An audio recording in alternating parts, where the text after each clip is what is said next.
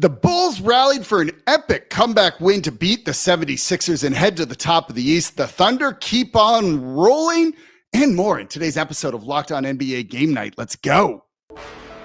When that final buzzer rings, you know it's time for Locked On NBA Game Night. All the post-game reactions to every game across the league, every single night, with insights only the hosts at Locked On can provide. It's the true NBA fans' one stop for all the action. Every game, every night. It's Locked On NBA Game Night. Tipping off now. Welcome to another edition of Locked On NBA Game Night. Every game, every night. We are part of the Locked On Podcast Network, your team every day. On Wednesdays, I'm your co-host, Jake Madison, at NOLA Jake on Twitter, and the host of the not winless Locked On Pelicans podcast. And I'm John Karalis, at John_Karalis, host of the Locked On Celtics podcast. We appreciate you making Locked On NBA Game Night your first listen today and every day. We are here 7 days a week covering literally every game in the association this season. If you didn't stay up late to watch the Thunder beat the Clippers, we're going to talk about it. But let's start with the Chicago Bulls with an epic comeback over the Philadelphia 76ers here. Let's go to Locked On Bulls for their take. The Chicago Bulls find a way to come back in a dramatic fashion behind Josh Giddey dominating with a triple-double yet again, the first back-to-back triple-double since Michael Jordan in 1989, mind you, and the largest comeback the Chicago Bulls have had since 2021. Pat, the designer from Locked On Bulls here, as a Nikola Vucevic three-pointer in the corner over Quentin Grimes is what gets the Bulls their 113-111 win over the Philadelphia 76ers. What you saw in the second half was a completely different basketball team than the one in the first half. Modest Buzelis in the first half was benched twice within 5 minutes of play in that first quarter. Billy Donovan was getting after him on the sidelines, telling him to pick his energy up. It was a lifeless Bulls team as they gave up 45 and 30 in the first and second quarter. But in the third and fourth quarter, the defense 110% bounced back and came to life as they held the Philadelphia 76ers to 36 second half points. And the Bulls didn't go on an offensive barrage here to come back, but it truly was just holding Philadelphia from being able to go out there and put up points at a high level. Love what we saw from this Bulls team as they now move to the best team in the Eastern Conference at 6-1 and stand alone with the number one spot. Make sure to tap in to Locked On Bulls to hear more from me and Hayes on this game tonight. So I was so excited about, again, literally an epic comeback that today's episode of Locked On NBA Game Night is brought to you by FanDuel. Right now, new customers can bet just $5. And if your bet wins, you'll get $300 in bonus bets to use across the app. Head to FanDuel.com to get started. I mean, look, this was an exciting game. You can't blame me, John. I do not blame you whatsoever. So, yes, I look, the Bulls, I don't know how long this magic run is going to last, but for Bulls fans, it's been a long time coming. Whatever little stretch you get to celebrate and enjoy Josh Giddey doing this insane triple-double. Like 29, 15, and 12. Incredible. It's incredible. I know I don't want to make this about the OKC Thunder, but the Thunder are so good that Josh Giddey could be doing this and nobody's sitting there being like, oh man, the Thunder really blew it. No, that's actually a valid point. You know, like, yeah, like people, we're going to talk about the Thunder and the Clippers, and people are like, man, look what the Clippers gave up. No one's sitting there and saying that about Josh Giddey. And Josh Giddey is having like this incredible performance to start the season. Yeah, he's the engine that's making this thing go in Chicago.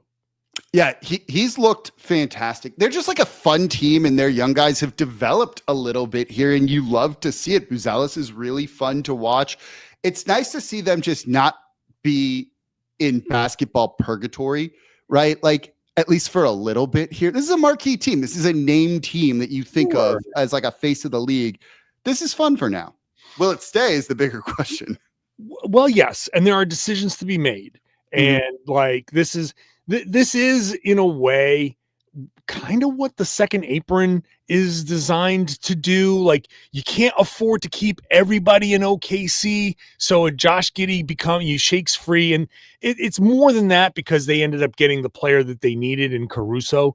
And so I get the larger point you're making. The point is like, talent is supposed to be spread around the league. And so, so Giddey going over there and just younger talent developing and picking up a player that can help from somebody else that has to make a move.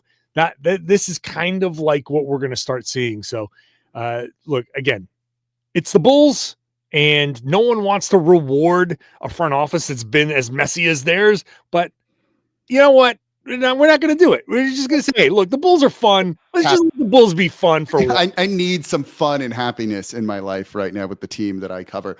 You know who's not Sixers. Yeah, you know who's not going to be happy? That was literally going to be the transition. It was the Philadelphia 76ers. Let's see what they have to say. Blow a 24-point lead to the Chicago Bulls. Sixers led by 24 in the first half, and then in the second half, not only did they struggle as per usual in the third quarter, but they let those struggles in the third quarter move on over to the fourth quarter as well. Final 6:25 of this game, the 76ers did not hit a field goal. In the final 4 minutes and 25 seconds of this game, the Sixers didn't score a point. Tyrese Maxey over. Joel Embiid came off the bench, trying to help the Sixers close it out. He went over. And then the final play of the game, they draw up for Quentin Grimes at the top of the key. Sure, he got a wide open look, but just like the 4 previous attempts he made from beyond the arc, he clanked it off the back of the rim. A porous second half for Quentin Grimes in this one. And on that final play, Nick Nurse had Tyrese Maxey as the farthest Sixer away from the basketball. Yeah, and Maxey, by the way, was 6 for 10 from 3 for 39 points in this one. Might be a little case of overthinking it by saying, hey, use your best player as a decoy. We trust these other guys. Like, you do trust guys like, Grimes has been good this year too. Grimes is a guy you can hit a shot. Like, it's not like you're putting the ball in my hands. You're putting the ball in the hands of a very capable player. Yeah, you guys don't score. So it's like, but it's a larger issue. Like, okay, maybe that's a bit of overthinking from Nick Nurse, but I think the larger issue with the Bulls, every time I talk about the Bulls, this is the conversation. They are one team with Joel Embiid, and they are a different team when he's on the bench. And when you don't have one identity, we talked about this when we did when I did game night. I filled in over the weekend, and they played, and Danny Cunningham made the exact point. When you have 2 different identities, you have no identities, because you can't play these 2 different styles and have it always work out, because you have these very Dr. Jekyll, Mr. Hyde kind of halves. Yeah, no, I agree with you. They're still, we talked about it last week, you and I, it's a bit of a changing of the guard as they're trying to kind of figure exactly who they are. I think this type of loss and the blown lead, they're a good team. They look legitimate this year, but I think it's like this kind of thing. And your point about the identities, that like, I wouldn't put them necessarily being like, oh, they're a title contender. They might be kind of on the cusp of that and pretty close, but they got a few things to like figure out of like who you are, look in the mirror a little bit. And once they do that, which they should be easily be able to do, like, oh yeah, Sixers are pretty good this year. But it's only going to get worse because you get Paul George back. There are guys that haven't played that are going to play, and you have to fold those guys in. And Paul George is not going to be playing the high-speed Tyrese Maxey style. He's going to be playing the Joel Embiid slow-down ISO style. And so that's a good point. Yeah. So Philly, Philly's kind of like in the Golden State kind of class picture of whatever they did early. That's nice, but let's pick this story back up in January when everybody's played and everybody's gone through a whole thing. And I kind of want a bigger sample size to figure out exactly who the Sixers are going to be.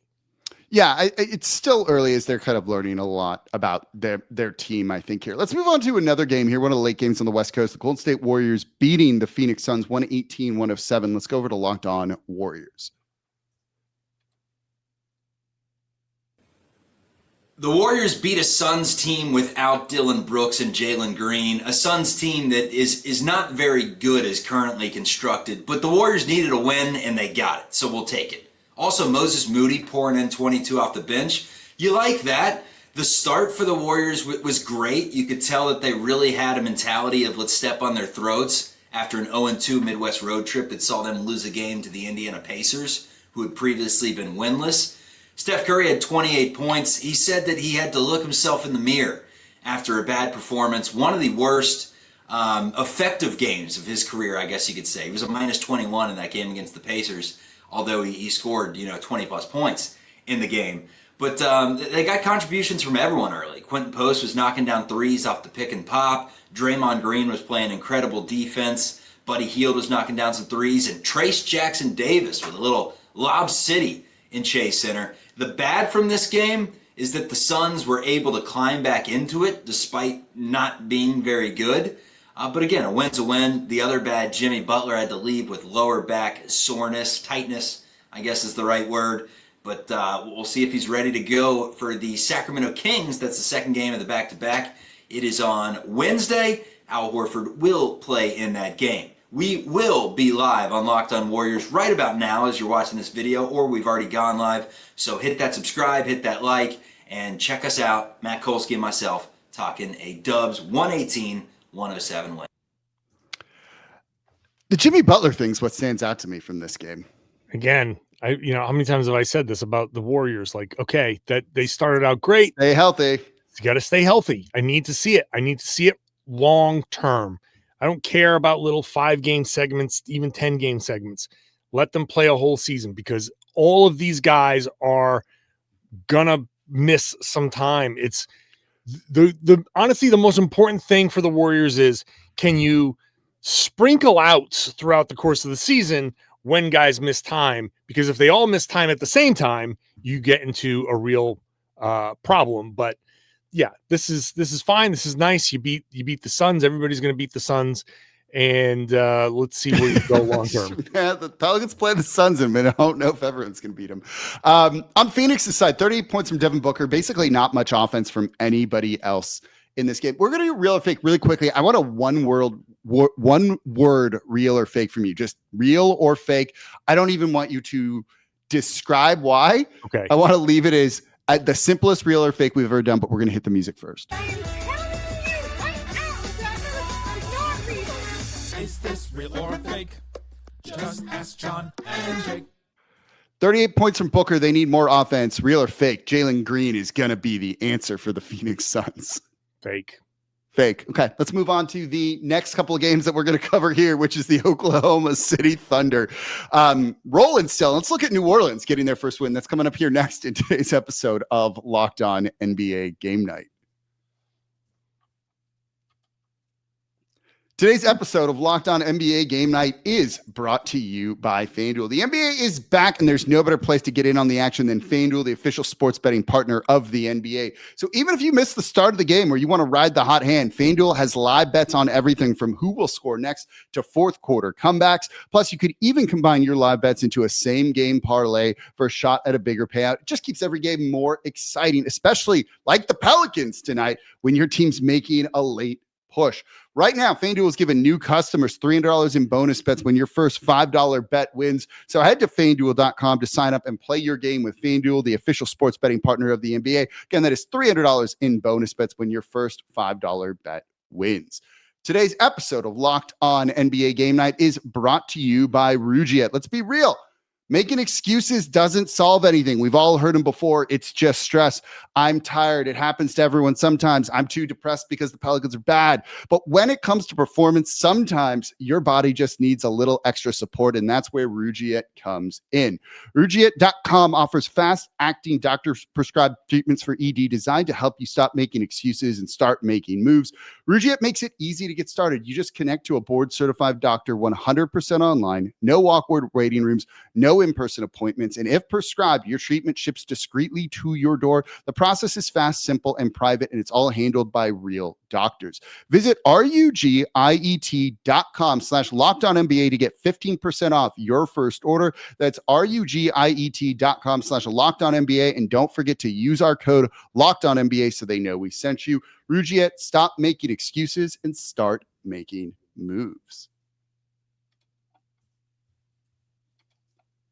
And thank you for making Locked On NBA Game Night your first listen today and every day. We are here 7 days a week covering literally every game across the association this season. So whether you missed a game, we got you covered here. Don't worry about it.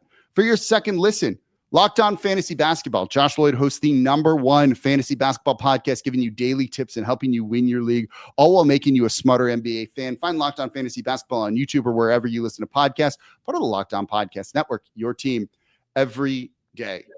That was by far the quickest real or fake we've ever done, right, John? Real.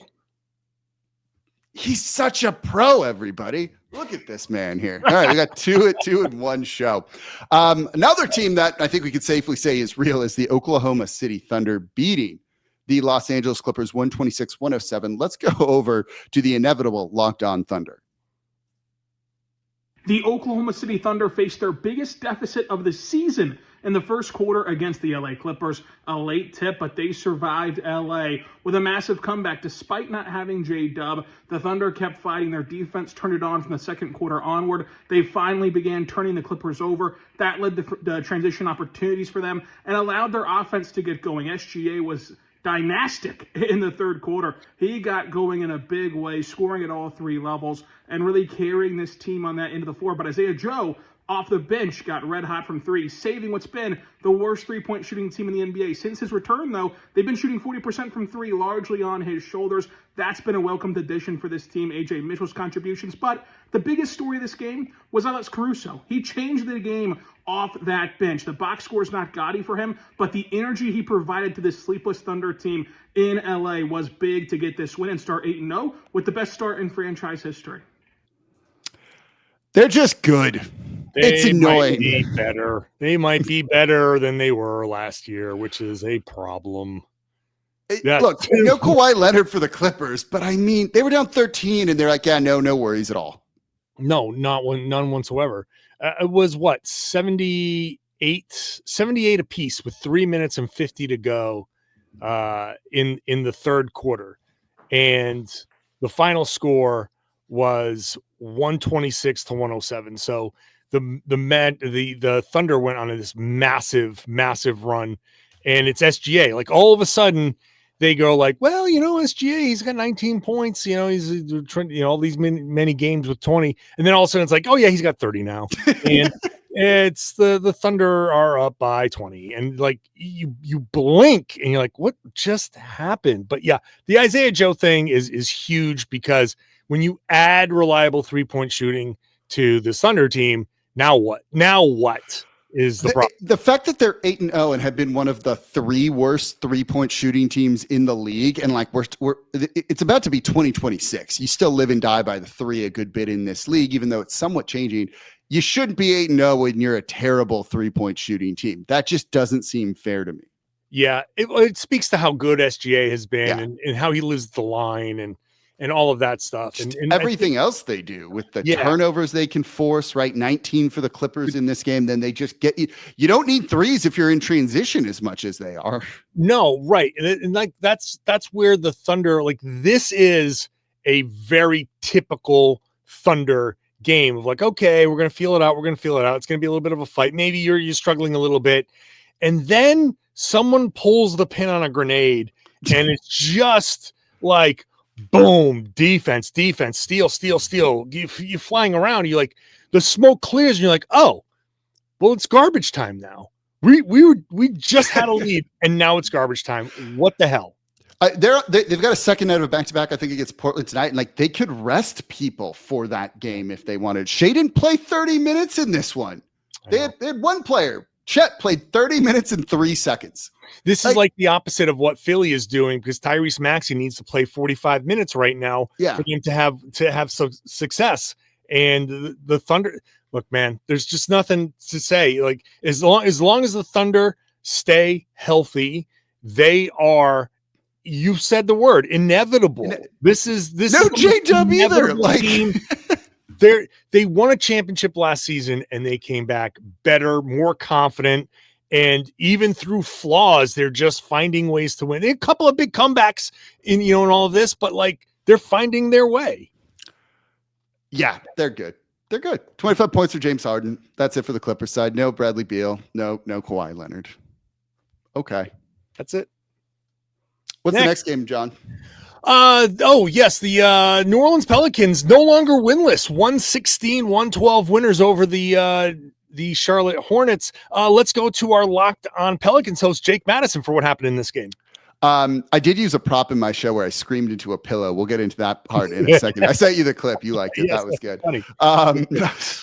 You need to just get through this however you can. Yeah, Pelicans get their first win of the season. I was there. It was fun. The crowd was better than I thought because everyone wants to see head coach Willie Green fired, I think, in this city, other than the people who actually make that decision. But that feels like it's inevitable and coming soon. I was kind of curious what it was going to be like in there, and it was pretty good. Look, Derik Queen is the big story of this one. The rookie that they essentially mortgaged next year for the much derided trade on draft night was the hero in the fourth quarter. He was absolutely phenomenal late in this game. He only played about 18 minutes, but in the fourth quarter, he played all 12, scored 12 points, 5 of 7 from the field, 7 rebounds, 4 assists. He finished with 7 assists on the night, which was a team high.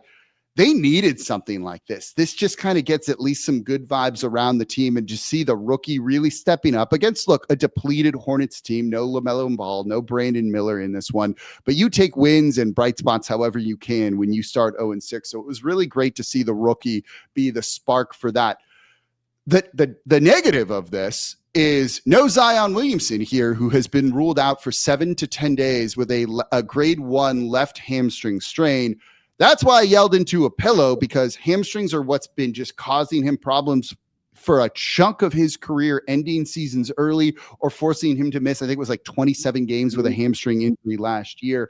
That's probably the scariest word that I could see on there with Zion Williamson in the injury report. We'll see what this looks like, but he's looking to miss 4 or 5 games at the bare minimum. Nice to get a win here, but without him, it's still going to be pretty rough for the Pelicans. So is this a case of like, ooh, my hamstring, oh, it hurts until Willie Green is fired and then he's ready to go? Or, I mean, I don't know, man. It seems like such a mess. Like my wife is, trying to keep up with everything. And she's like, so who's the worst team in the league? And before she even got league out of her mouth, I was like, New Orleans. Yeah.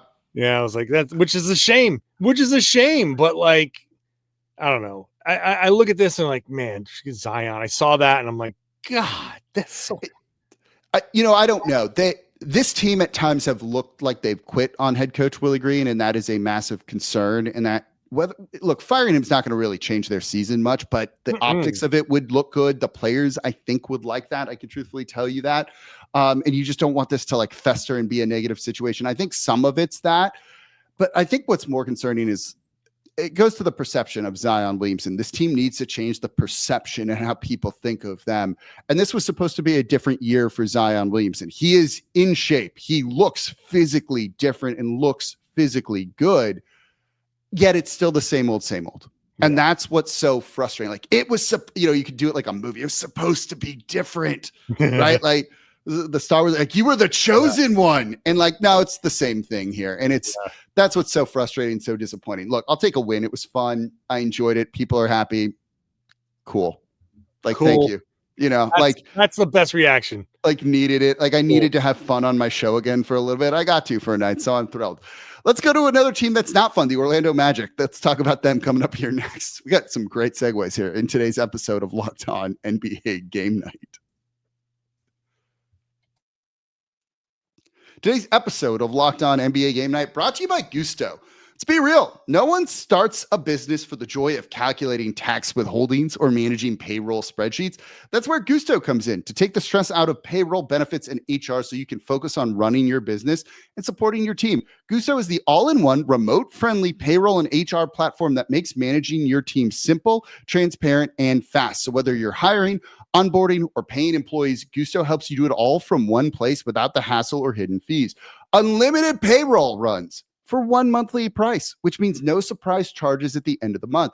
And Gusto's automated tools like offer letters, onboarding materials, and direct deposits can save you hours every single week. And knowing you can reach a certified HR expert anytime, it's going to give you real peace of mind. So try Gusto at gusto.com/lockedonnba to get 3 months free when you run your first payroll. That's right. 3 months free payroll at gusto.com/lockedonnba. One more time. That's gusto.com/lockedonnba. And thank you for making Locked On NBA Game Night your first listen today and every day. We are here 7 days a week covering every single game through the finals. We did it in Summer League too. We just never take a break here on Locked On NBA Game Night. If you missed something, you want to know what happened, we've got you covered. It's like the too long didn't watch caption here. Yeah, it's like after the game, the Thunder game, they asked Shai Gilgeous-Alexander, how do you stay so consistent? And he said, I think I heard him say, I'm just trying to keep up with Locked On NBA Game Night. Boom. Right? What more do you need? I mean, personal endorsement that is not a lie whatsoever. I'm almost positive that I kind of sort of heard that. Love it. Love it. There you go. We're just pacing the reigning champs and maybe like back-to-back champs. Inspirations. All I'm saying is a championship ring, my size is a 13. I'm going to find out. I know what size my ring is, but I guess I'll put on my ring in like a couple weeks, by the way. You'll be here for that. It's going to be fun. So I'm going to plug something here for the second listen. It's Locked On Pelicans. We got to win. Throw me a bone, right? I screamed into a pillow, which is kind of fun if you want to see that. Throw me a bone. Throw me a bone. This was very much like the please clap. Yeah, it's kind of what it feels like. Please clap. Man, it's been a couple weeks. I got attacked by a cat walking the dogs the other day. Like I almost had to kick a cat. Like I can't even tell you, man. In what it's New been Orleans, like. that's like the worst thing that can happen to you. That's I almost feel like embarrassed saying that on the podcast, and I'm kind of regretting it now. But yeah, go make Locked On Pelicans your second listen today. All right, 2 more games that we got to cover. We need to move on from here and probably start to wrap up the show. That's the Orlando Magic losing to the Atlanta Hawks 127-112. Let's start with the Hawks, but I really want to talk more about the Magic on this one. Hello, friends. My name is Brad Rowland. I'm the host of the Locked On Hawks podcast, and the Hawks are now 4-4 on the season after their first home win of the 25-26 campaign. Granted, only their third home game of the season, but now 2-0 against the Orlando Magic, and a matchup that they have to win as they are division rivals with Orlando. The Hawks were really strong defensively in the first half of this one, really cutting off the water against an offensively challenged Orlando team. Second half was much more offense focused on both sides. The Hawks did a good enough job until the fourth quarter. There's a little bit of a wobble in the fourth, but Atlanta was able to hold on behind 6 players in double figures. It was an improved offensive night from Dyson Daniels, for example, and the Hawks did a good job outlasting Orlando with some good shot making along the way as well. The Hawks do have more challenges to come as they have a couple more home games, a back-to-back on Friday and Saturday, but in the meantime, a strong step forward. The Hawks are back to where they started at 500 this season, and we'll have a full breakdown coming up on the Locked On Hawks podcast. Let's go over to Locked On Magic. This is Philip Rossman-Reich, the host of Locked On Magic, as the Orlando Magic once again fall flat against a quality opponent and on national TV with a 127-112 loss to Atlanta Hawks. Quite simply, the Magic's problems all year have really boiled down to kind of this lack of cohesion, this disconnection, this team that looks like it's not quite a team yet. With all the talent, all the players that they have, they just seem a bit off. And against quality opponents, against good defenses like Atlanta's, it becomes even more pronounced. The turnovers, the fouling, the late on rotations, the not sure where to dish the ball when they get stuck on offense. The just lack of trust. And again, cohesion is everything. And really for the first time all season, that frustration started to boil over. Desmond Bane getting ejected in the third quarter for essentially a flagrant foul, a good hard foul, and then slamming the ball at Onyeka Okongwu just sums up the entire night. the Orlando Magic have the tools. It's clear they do, and it's clear that they have the players that should make this for a successful team. And there's a lot of season left. There's a great opportunity for them to continue to be successful. But right now, the pieces are not coming together. And this group that expects so much out of themselves and has everyone expecting so much out of them anyway, they're frustrated they're not hitting their mark. And until they figure this part out, they're going to have more nights exactly like this where they fall well short of their expectations. They're not great right now, man. No. Their offense is at the bottom of the league. They're 23rd in offense. And like maybe a little bit more concerning is that they're middle of the pack defensively, so they can't even. And that was their calling card last year. They can't rely on that to kind of carry them through the offensive struggles, figuring things out. Then that's going to be a huge problem. The Magic again just do not shoot the 3-pointer enough, and there's going to be some conversation about Paolo Banchero and his ability to lead the Magic. I like Paolo, but he's not a 3-point threat. He's not a 3-point. They don't generate those kinds of shots. And I know the league. I mean, obviously, it's still you got to take and make a fair amount of these to have any kind of hope. You don't have to take a lot, but you have to at least hit the ones that you take. And the Magic are doing neither of those. Yeah, this is where it's like you have a formula that led to some wins. You realize you need to tweak that formula a little bit, and it's like, how do you kind of balance all of this? They're 29th in pace last year. They're 5th in pace this year, I think, and it's completely thrown their defense off. As you said, they can't even fall back on that because of the style of play that they have right now, and that's kind of highly concerning in my opinion, I think. And when you have kind of a meltdown from Desmond Bane, who was supposed to kind of be the savior in a sense of that side of things, right? It's not great. Yeah, look, I'll just say this, that maybe sometimes an outburst like that is something that a team in Orlando situation kind of needs. You need somebody to kind of shock the system. You're not going to get anywhere with everybody. And this applies to some teams, not all teams. You're not going to get anywhere with everybody just being like, okay, it's okay, it's okay. Yeah, agreed. Sometimes you need somebody to be like, you know what? No, you throw a plate against the wall, and everybody goes, and then people go, okay, let's come on, everybody. You remember the soup throwing? The soup throwing. Oh, who threw soup? So I'm going to just tell everyone this. Go look up that soup throwing incident. It was the Cavaliers, right? And Cavaliers or the Heat, one of the two, I'm forgetting which. And there's an assistant coach named in there that will make your eyes almost fall out of your head. Oh God, I do remember the story. I forget who it was, but yes. So it was J.R. Smith threw the soup in after it was suspended in March of 2018 while on the Cavaliers. That makes sense. Throwing a bowl of soup, get this, at assistant coach Damon Jones. You may have heard his name recently. I wouldn't have bet on that one. We have to do another game, John, because I really want to end the show right there. It was so good. That was really well done. All right, let's actually end the show. Okay, final game here, and that is the Toronto Raptors blasting the Milwaukee Bucks 128-100. Let's go with Locked On Raptors.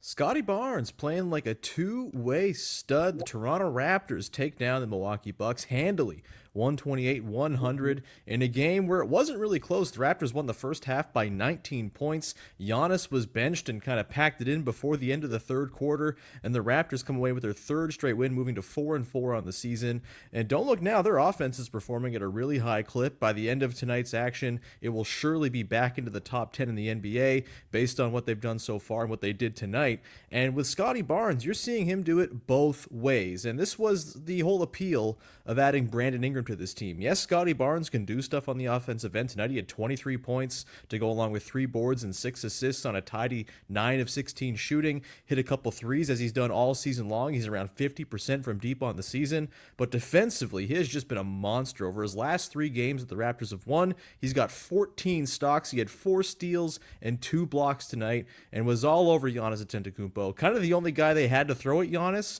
And when he wasn't on the floor, Giannis had his way. But Scottie Barnes poking away entry passes, swatting balls away under the basket. He was fantastic. He's been great all season long for the Raptors, going both ways. And yeah, 4-4. Not so bad for your Raptors, who started 1-4 a week ago. We're looking at full-on panic mode. It's a nice bounce back for that Raptors team. Also just feels like after such an emotional homecoming game for Miles Turner on Monday that the Bucks team was just going to be primed for a letdown. Yeah, no, that makes sense. I'm sorry, I'm just thrown by Sean Woodley and his very chill demeanor there. It feels like he's about to go host an NPR show on building new pipelines through the Canadian wilderness. It's very chill but serious. I liked it. Yeah, look, if you relax against the Raptors and they put it together, you'll get smacked. The Raptors are kind of an up and down team, but they are capable of smacking you, especially when Scottie Barnes is doing his thing. But yeah, the Bucks, I don't know, man. That whole thing with Miles Turner, what did you expect? And come on, I don't know.